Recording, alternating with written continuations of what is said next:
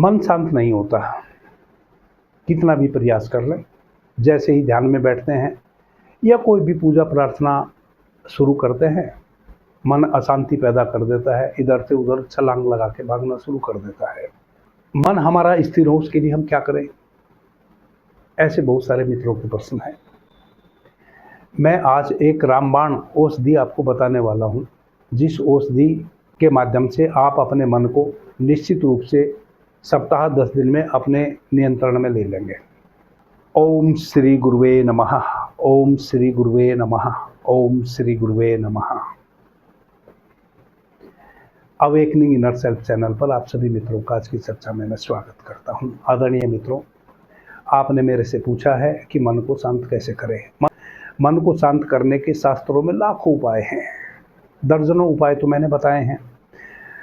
उन उपायों को शायद आपने करा नहीं, कर लेते तो आपका मन शांत हो जाता। परंतु मुझे ऐसा लगता है कि आपका मन मेरी बातों को भी नहीं आपको सुनने देता है, यानी कि जब भी आप मेरा प्रवचन सुनना चाहते होंगे, आपका मन आपको रोक देता होगा। यही कारण है, वरना मैंने तो मन शांति के लिए बहुत सारी चर्चाएं की हैं, बहुत सारी ध्यान की विधियां बताई हैं। कई मित्रों के साथ वैसा भी है कि वह शांत बैठकर ध्यान नहीं कर सकते, उनको कोई खिलौना चाहिए जिसको वह बजाते रहें।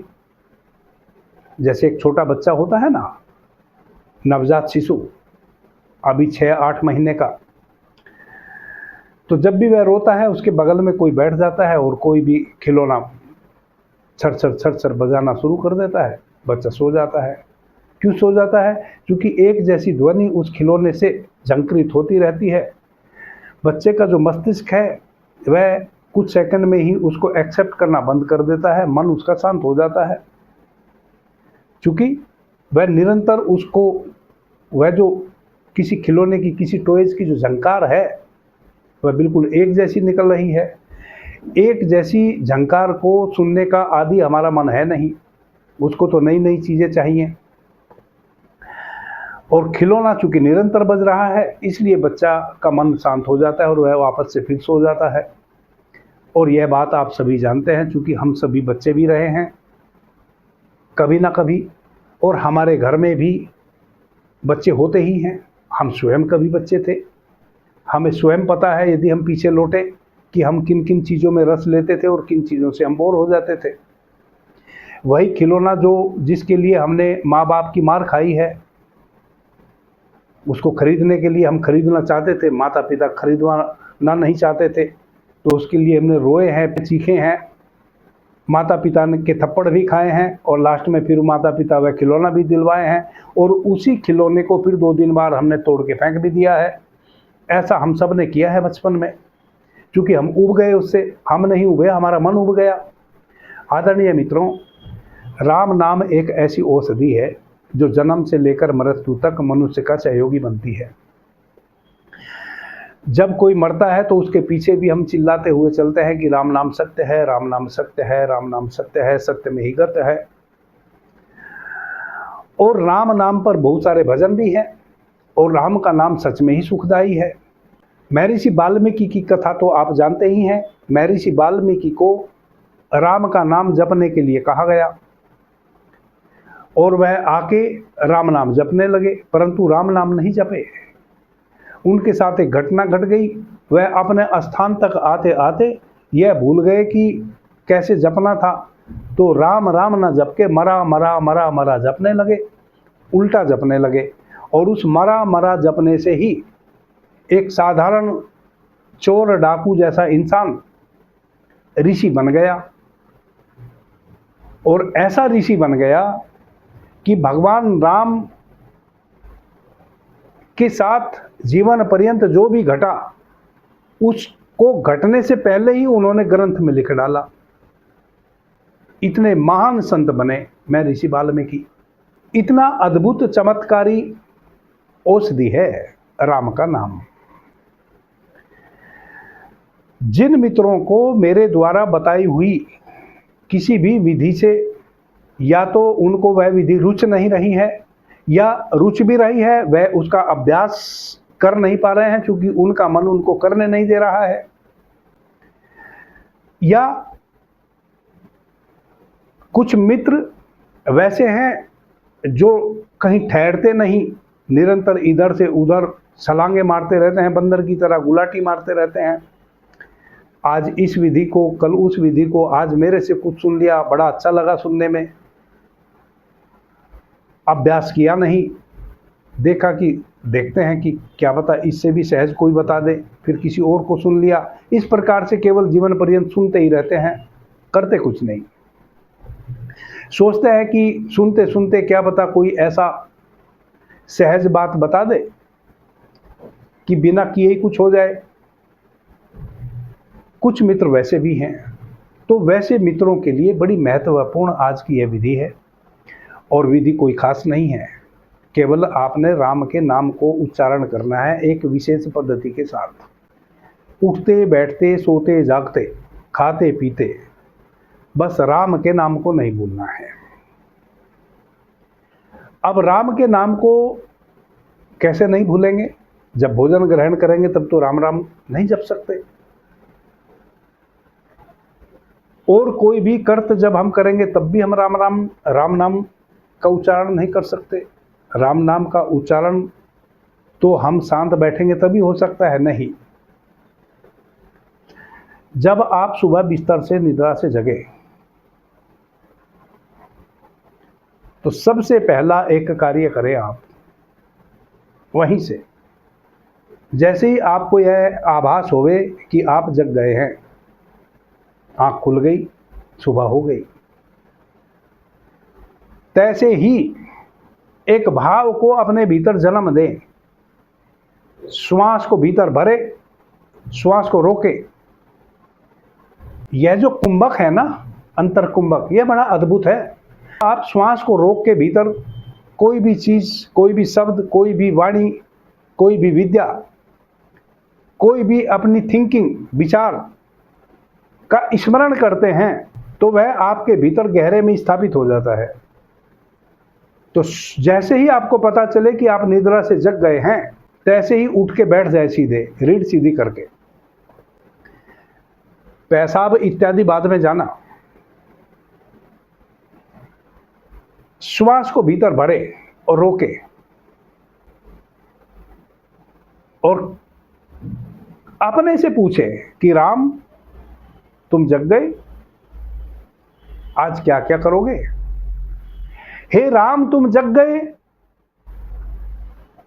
निद्रा से, आज के दिन को कैसे जीने वाले हो?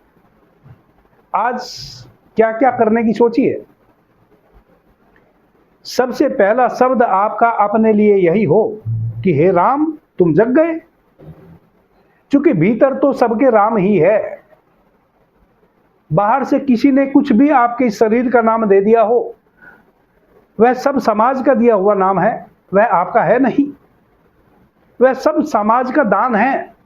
यह शरीर हो, चाहे इस शरीर का जो भी नाम दे दिया गया हो वह हो, नाम और रूप यह आपका नहीं है, यह तो समाज का दिया हुआ दान है। और जो भी आपको समाज से मिला है दान स्वरूप, चाहे कुछ भी मिला हो, वह यही विनष्ट हो जाने वाला है। इस बात को आप नोट कर लो। चाहे वह शरीर समाज से मिला हो, समाज यानी कि हमारे माता पिता, उनसे यह शरीर मिला। फिर एक नाम दिया गया हमें नहीं, इस शरीर को। समाज के दिए हुए इस शरीर का एक समाज ने ही नाम भी दे दिया है। फिर आप जीवन पर्यंत उस नाम के साथ एसोसिएट हो जाते हो और स्वयं को वह मानने लगते हो जो आप हो ही नहीं। क्योंकि जो किसी का दिया हुआ दान हो वह आप कैसे हो सकते हैं, या वह आपका कैसे हो सकता है? किसी ने दान दिया, उसमें आपका तो कुछ भी नहीं है। तो भीतर तो सबके घट में वह राम ही है। बाहर का आवरण समाज का दिया हुआ है, इसका कोई मूल्य भी नहीं है, यह यहीं छूट भी जाने वाला है। आपके साथ जाने वाला भी राम ही है। तो पहला जो शब्द हो वह यही हो कि हे राम तुम जग गए। स्वयं से ही यह आपका प्रश्न हो। और आप ध्यान रखें, 4-6 दिन जब आप भीतर कुंभक करके इस शब्द को दोहराएंगे कि राम तुम जग गए, और आज क्या इरादा है, कैसे जीवन को जीना है, आज का जो यह दिन मिला है जीने के लिए, अभी अभी जो तुम परमात्मा के घर से ताजे ताजे आए हो हे राम, आज के इस दिन को आप कैसे जियोगे? तो आज नहीं तो कल, कल नहीं तो परसों, परसों नहीं तो तरसों, तरसों नहीं तो नरसों, यानी कि 9 दिन के अंदर अंदर एक घटना घटेगी। आपके भीतर सच में ही वह राम बोलेगा। वह राम 9 दिन के अंदर अंदर आपको बोलेगा। वह कहेगा कि आज तो मैं राम मैं ही होकर जीने वाला हूं। इस प्रकार से जब आप प्रतिदिन सुबह जगते से ही अपने आप से पूछेंगे कि हे राम, तुम जग गए, बड़ी जल्दी जग गए, आज क्या करने का इरादा है, तो वह जो पहली गूंज राम की आपके अंतर चेतना में अंतर कुंभक के साथ भीतर रोप दी गई, वह जो बीज रोप दिया गया राम के नाम का, राम के शब्द का, आज नहीं कल वह बीज अंकुरित होगा और पौधा बनेगा और उस पौधे पर फूल भी खिलेंगे और फिर उन फूलों पर भंवरे भी मंडराएंगे और उन फूलों से खुशबू भी महकेगी। और जिस दिन उन फूलों से खुशबू महकने लगेगी, उस दिन चारों तरफ सारा वातावरण राममय हो जाएगा। ये है सही प्रकार से राम के नाम का जप करना, कि पहला शब्द ही आपका राममय हो जाए। और फिर एक समय आएगा और वह बहुत लंबा लगेगा उस समय को आने में, वैसा नहीं, केवल नरसों यानी कि 9 दिन के अंदर अंदर यदि सच में आपने गहराई से अंतर कुंभक में पहला ही शब्द जगते से ही आपका यही हुआ कि हे राम जग गए, तो 9 दिन के अंदर अंदर भीतर से राम सच में जग चुके होंगे। यानी कि आज जो आपने बीज रोपाया है वह 9 दिन के अंदर अंदर अंकुरित हो चुका होगा। और फिर वह जो अंकुरित हुआ बीज है वह अपनी उस अंकुरण की अवस्था को आपको एहसास कराएगा और फिर वह पौधा बनेगा और फिर उसमें फूल आएंगे और फिर उन फूलों में खुशबू भी होगी, जिस खुशबू को फिर आपके अगल बगल के लोग भी महसूस करेंगे। यह है राम नाम को सही प्रकार से अपने भीतर उपजा लेना। बाकी आप मुंह से तो कितना भी बोलते रहो राम नाम सत्य है, भीतर तो आप जानते ही है कि सत्य क्या है। कितनी गहराई से आप यह बात भी बोल रहे हैं कि राम नाम सत्य है और सत्य में ही गत है, यह सब आपके कंठ बोल रहा है। चेतना तक आप इस बात को भी नहीं उतरने दे रहे हैं, क्योंकि आप उस बात में जीने की क्षमता को खो चुके हैं। यह तो सच है कि राम नाम सत्य है और सत्य में ही गत है, परंतु उस राम नाम सत्य होने को आपने सिर्फ कंठ तक ही रहने दिया है, कंठ के नीचे कभी उतरने नहीं दिया है। इसलिए आप भली भांति जानते हैं कि यह भी आप केवल कोई मर गया है, उसके पीछे बस एक परंपरागत तरीके से स्वचालित ढंग से यंत्रवत केवल बोलते जा रहे हैं। भीतर आपको पता है, ऐसा लगता है कि शायद आप अभी भी और जीने वाले हैं, आप नहीं मरेंगे।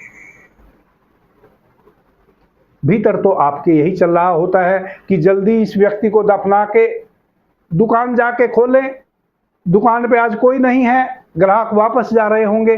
भीतर तो आपके यह चल रहा है और बाहर आप राम नाम सत्य है और सत्य में ही गत है बोलते भी जा रहे हैं। यंत्रवत हो रहा है सब कुछ। भीतर तो असली में राम का उच्चारण वैसे ही उठेगा जब आप संकल्पबद्ध होके, और संकल्प क्या है, जब आप अपनी श्वासों को भीतर रोक के किसी चीज को स्थापित करते हैं, तब वह बीज भीतर कहीं ऐसे जगह पे पड़ता है जहां उस बीज को अब अंकुरित ही होना पड़ेगा, वह बीज सड़ेगा नहीं। इस प्रकार से यदि आप सुबह उठते से ही राम को ही याद करेंगे, तो वह राम के नाम का बीज आपकी अंतर चेतना में कहीं रखा गया वैसी जगह जहां उसको अब खाद भी मिलेगा, पानी भी मिलेगा, अब वह बीज अंकुरित भी होगा और वह पौधा भी बनेगा और उस पर फूल भी आएंगे और वह फूल खुशबू भी देंगे। अभी के लिए इतना ही। आपने मुझे ध्यान से प्रेम से सुना, उससे मैं बहुत अनुग्रहित हूँ। सभी मित्रों को मेरा प्रणाम, धन्यवाद। हर हर महादेव।